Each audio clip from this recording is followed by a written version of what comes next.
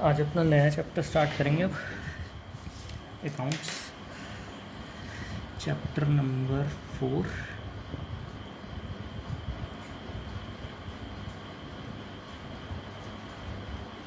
Change in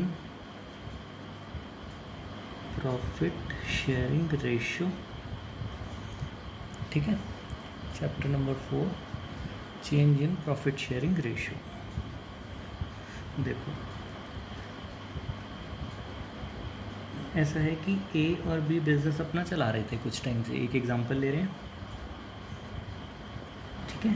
और मान लो कि ए शेयर करता था 50% प्रॉफिट्स और बी शेयर करता था 50% प्रॉफिट्स। ये पुराना हिसाब था। इन्होंने कहा कि ए ने कहा मैं ज़्यादा काम करता हूँ तो मैं अपने प्रॉफिट का जो है मुझे हिस्सा ज़्यादा मिलना चाहिए, मुझे 70% मिलना चाहिए और तुम्हें 30% मिलना चाहिए। और ये दोनों मान भी गए। अब मुझे बताना कि इसमें फ़ायदा किसको होगा और नुकसान किसको होगा। इसमें सीधा सीधा दिख रहा है कि ए को तो फ़ायदा होगा 20% का, और जितना इसे फ़ायदा होगा उतना ही सेक्रीफाइस, नुकसान किसका होगा, बी का नुकसान होगा 20% का। ठीक है, परसेंटेज में कैलकुलेशन बहुत सिंपल लग रही है। एक एग्जांपल और लेके चलते हैं। चलो, 3 पार्टनर थे ए बी सी और इनकी कमाई थी मान लो 30% और 40%।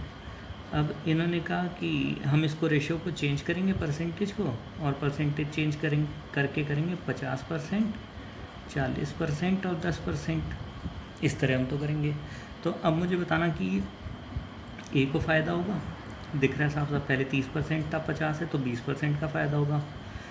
बी को 30% की जगह 40% मिल रहा है तो इसका गेन कितना आएगा, 10%। और इसी तरह सी को नुकसान कितना आएगा, 30% का। यानी कि जो ए और बी की कमाई बढ़ेगी उतना ही किसकी कमाई घटेगी, सी की कमाई घटेगी। ये इसका एग्जांपल है change in profit sharing ratio की। प्रॉफिट की जो शेयरिंग रेशियो थी उसको बदल देना। अब बात है यहाँ पे क्वेश्चन हमारे पास क्या परसेंटेजेस में पूछे जाते हैं, तो क्वेश्चन परसेंटेजेस में नहीं पूछे जाते। जो क्वेश्चन हमें करने पड़ेंगे वो किस में करने पड़ेंगे, फ्रैक्शंस में करने पड़ेंगे, जिसकी वजह से थोड़ी सी दिक्कत होती है उस कैलकुलेशन में। कॉन्सेप्ट यही है पूरा का पूरा। आप चाहे तो उसकी परसेंटेज निकाल के चेक वेरीफाई कर लेना खुद से। कॉन्सेप्ट सारे के सारे वही हैं, बस इसकी कैलकुलेशन हम कैसे करेंगे, अपनी फ्रैक्शंस में करेंगे, परसेंटेजेस में काम हमें नहीं करना। ठीक है, सिर्फ समझाने के लिए परसेंटेजेस था कि तुम्हें चीज़ समझ आ जाए क्या चीज़ फ़ायदा है और क्या चीज़ नुकसान है। क्योंकि फ्रैक्शंस में वो क्लैरिफिकेशन नहीं आ पाती, क्योंकि मैथमेटिक्स पोर्शन कई बच्चों का वीक होता है, इस वजह से उनको क्लैरिफिकेशन इतनी समझानी मुश्किल होती है। इसी वजह से मैंने परसेंटेजेस से उनको कॉन्सेप्ट समझा दिया कि ये हमारा कॉन्सेप्ट है सिर्फ। ठीक है, अब हम फ्रैक्शन से देखते हैं। चलो, इस तरह का क्वेश्चन आता है। इसमें छोटे क्वेश्चन 1 नंबर का तो मोस्टली बैठता ही है, और बड़े क्वेश्चंस का सब पार्ट बनता है ये। ठीक, क्वेश्चन नंबर 1 फेसबुक पेज से लेना भाई। A B C are partner sharing profits in the ratio 4:3:2। यानी कि जो 3 पार्टनर्स थे वो अपना प्रॉफिट शेयरिंग रेशियो रखते थे 4:3:2। हमें क्या करना पड़ेगा, calculate new profit sharing ratio, sacrificing ratio और गेनिंग रेशियो। हर केस में अलग अलग बतानी है। पहला case, they decided to share future profits equally. अब उन्होंने कहा कि हम जो अपने प्रॉफिट बांटेंगे वो बराबर बांटेंगे, यानी कि पहले 4:3:2 था और अब इक्वली कितना होगा, 1:1:1। चलो, क्वेश्चन नंबर फर्स्ट का फर्स्ट केस देखते हैं, सॉल्व करना शुरू करते हैं कि क्वेश्चन सॉल्व कैसे करना है। फर्स्ट का केस नंबर 1। ठीक, देखो इसमें ओल्ड रेशियो कितनी गिवन थी, पहले मैं लिख लेता हूँ, 4:3:2। ठीक है, ओल्ड रेशियो। और न्यू रेशियो कितनी गिवन थी, 1:1:1। ये चीज़ तुम्हें पहचान में आनी चाहिए पहले कि क्या चीज़ गिवन है। ओल्ड रेशियो पुरानी रेशियो गिवन थी और नई रेशियो। अब मैं तुम्हें ना फॉर्मूला अब बताना शुरू करता हूँ। देखो, जो सेक्रीफाइस होता है ना, सेक्रीफाइस का मतलब होता है कि पुराना हिस्सा ज़्यादा था, नया हिस्सा कम है।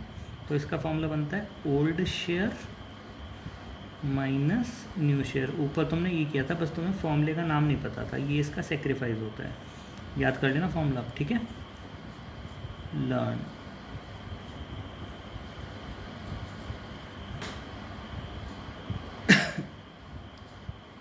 ओल्ड हिस्सा ज़्यादा था, नया हिस्सा कम था, दोनों के डिफरेंस को हम सेक्रीफाइस बोलते हैं। तो फॉर्मूला क्या बनता है, sacrifice is equal to old minus new.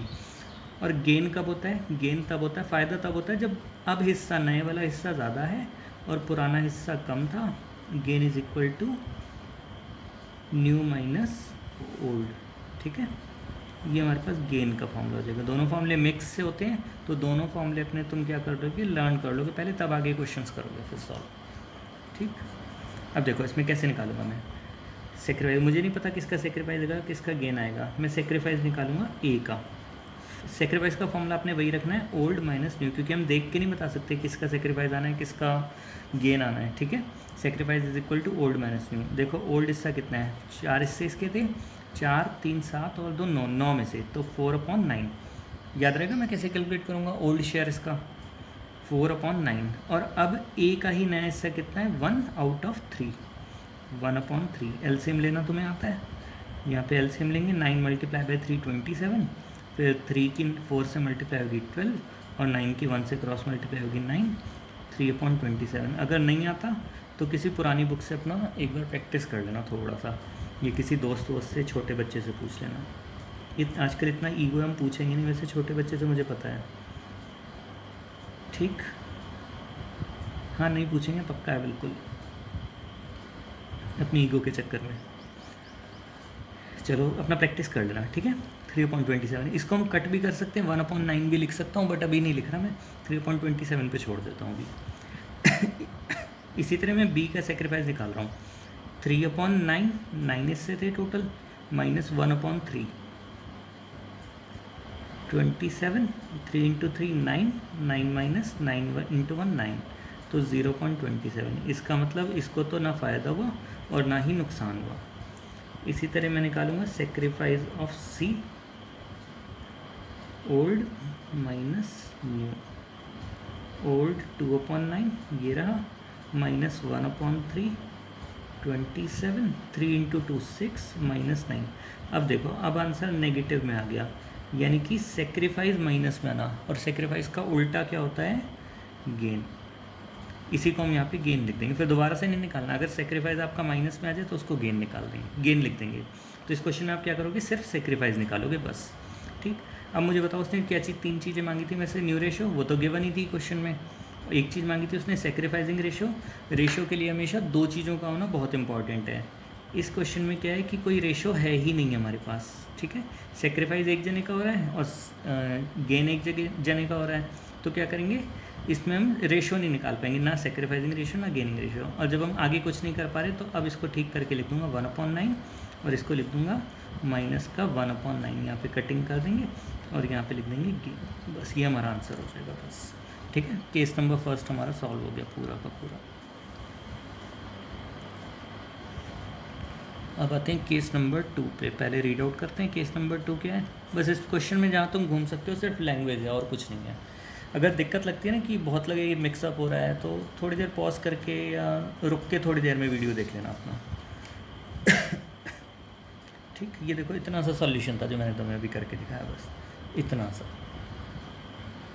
ठीक, अब आगे देखो, क्वेश्चन वही है पूरा का पूरा, रेशो 4:3 4:3 थी, new ratio, sacrificing ratio, gaining ratio सब निकालना है।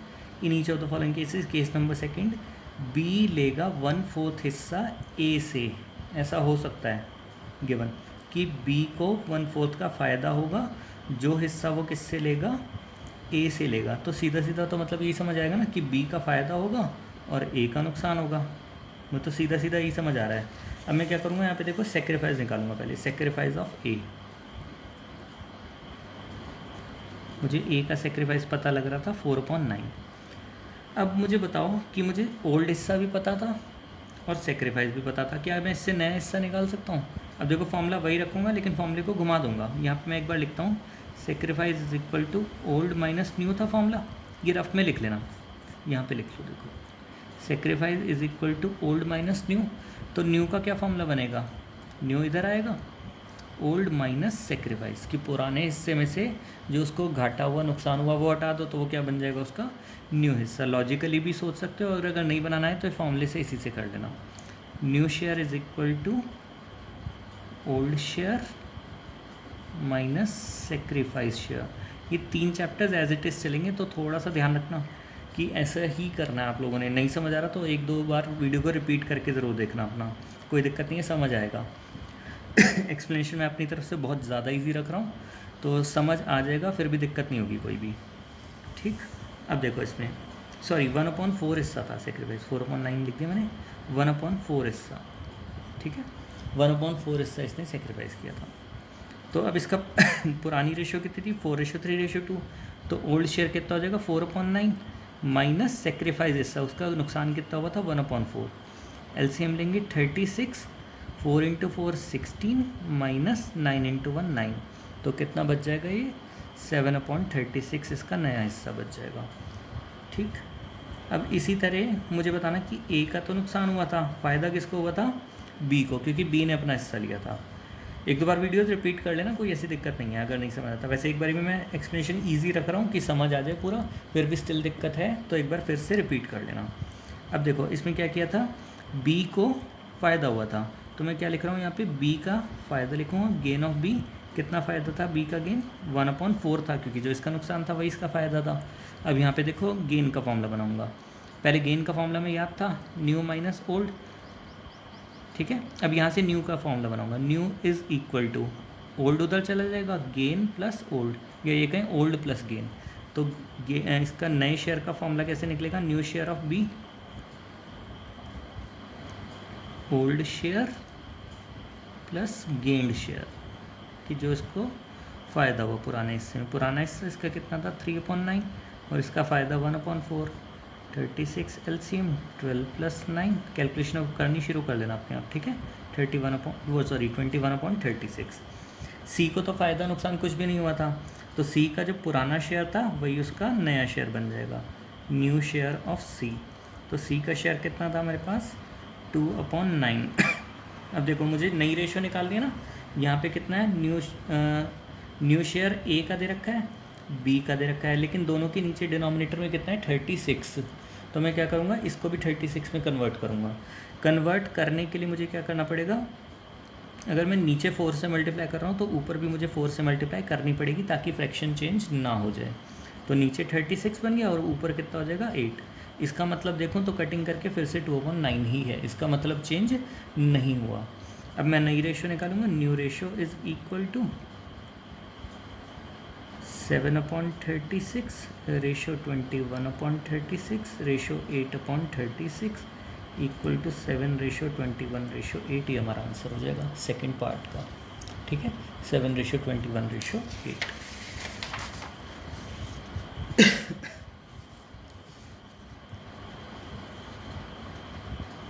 Case number 3।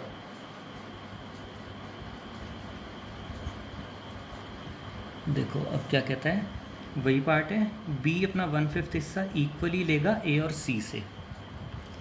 ठीक, बी अपना 1/5 हिस्सा इक्वली लेगा ए और सी से। तो यानी कि ए का तो नुकसान रहा, सेक्रीफाइस ऑफ ए, लेकिन उससे नुकसान पूरा नहीं रहा। 1/5 हिस्से का कितना नुकसान रहा, उसका सिर्फ आधा, 1/10। सेक्रीफाइस निकल गया। अब इसका न्यू शेयर का क्या फॉर्मूला बनेगा, ए का new share old minus sacrifice, 4/9 minus 1/10, LCM 90, 40 minus 9, 31/90। इसी तरह सेक्रीफाइस ऑफ बी निकालेंगे। इस बार तो बी ने भी सी को नुकसान हुआ था, सी का सेक्रीफाइस कितना आएगा, 1/5 इंटू 1/10, 1/2, तो टोटल आ जाएगा उसका भी 1/10। इस बार न्यू शेयर पहले मैं सी का निकाल रहा हूँ, क्योंकि बीच में सी भी आ रहा है। ठीक है, आप उल्टा सीधा कर सकते हो, कोई दिक्कत नहीं, क्योंकि नाम यहाँ पे मेंशन्ड है। 2/9 में से 1/10 हिस्सा चला गया, 90, 20 माइनस 9 यानी कि 11/90। ठीक, ये इसका नया हिस्सा आ गया। अब जो गेन हुआ बी का वो कितना हुआ, 1/10 इसका लॉस था, 1/10 इसका लॉस था, यानी कि एक बात कहें तो 1/5 उसका प्रॉफिट था। डायरेक्टली यहाँ से भी ले सकते हो, चाहे आप 1/10 और 1/10 को प्लस करके भी देख सकते हो। 2/10 वो कट के कितना आ जाएगा, 1/5 ही आ जाएगा। सी के लिए फॉर्मूला बदलेगा, new share of C is equal to old plus gain. Old कितना था इसका, 3/9 था, क्योंकि बीच वाला पर्सन था, 4 3 2 वाले में से 3 वाला, प्लस 1/5।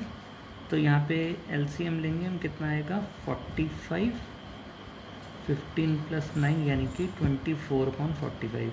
अब ध्यान आ गया आपको कि ऊपर वाले नंबर्स कैसे हैं, 90 भी हैं डिनोमिनेटर और इसमें 45 है। 45 को 90 कैसे बना सकता हूँ, 2 से मल्टीप्लाई करके, तो ऊपर नीचे दोनों जगह 2 मल्टीप्लाई करेंगे। 48/90, ये मल्टीप्लिकेशन सिर्फ इसलिए होती है ऊपर नीचे ताकि डिनोमिनेटर सेम बन जाए, ठीक। न्यू रेशो, पहले ए की पुट करेंगे 31/90, फिर बी की पुट करेंगे 48/90, फिर सी की पुट करेंगे 11/90, तो आंसर कितना देगा 31:48:11, 90 कैंसिल आउट हो जाता है नीचे से, ठीक। ये हमारा केस नंबर 3 हो जाएगा। लेकिन इसमें गेनिंग रेशो और सेक्रीफाइसिंग रेशो में से एक चीज़ हम और निकाल पाएंगे, क्योंकि इसमें सेक्रीफाइस 2 जनों का था, तो मैं इसकी सेक्रीफाइसिंग रेशो भी निकाल पाऊँगा। सेक्रीफाइसिंग रेशो किस किस की थी, ए और बी 2 जनों का नुकसान था। ए का नुकसान कितना था, ये लिखा है 1/10, सेक्रीफाइस देखना इसका, ठीक है, न्यू वाला नहीं, सेक्रीफाइस 1/10। और इसी तरह सी का सेक्रीफाइस कितना था 1/10, तो 1/10 रेशो 1/10, तो कितनी रेशो आ जाएगी 1:1। ये लैंग्वेज से भी पता लग रहा था कि इक्वली उनका सेक्रीफाइस है, नुकसान बराबर रहेगा, ठीक। केस नंबर 4, केस नंबर 4 ना हम अगली वीडियो में कंटिन्यू करते हैं, अदरवाइज वीडियो लंबी भी हो जाएगी, बोरिंग भी रहेगी फिर काफ़ी, ठीक। केस नंबर 4 उसमें कंटिन्यू करेंगे और साथ में अपना यहाँ से अब हमारा जर्नल स्टार्ट होगा आना, ठीक है। अकाउंटिंग मेनली यहाँ से स्टार्ट होगी, बस यहाँ पे तो कैलकुलेशन चल रही है सारी की सारी। अब आएंगे हमारे पास कैलकुलेशन सारी, वो सॉरी जर्नल वगैरह पूरा, ठीक। बाकी अगली वीडियो में कंटिन्यू करेंगे।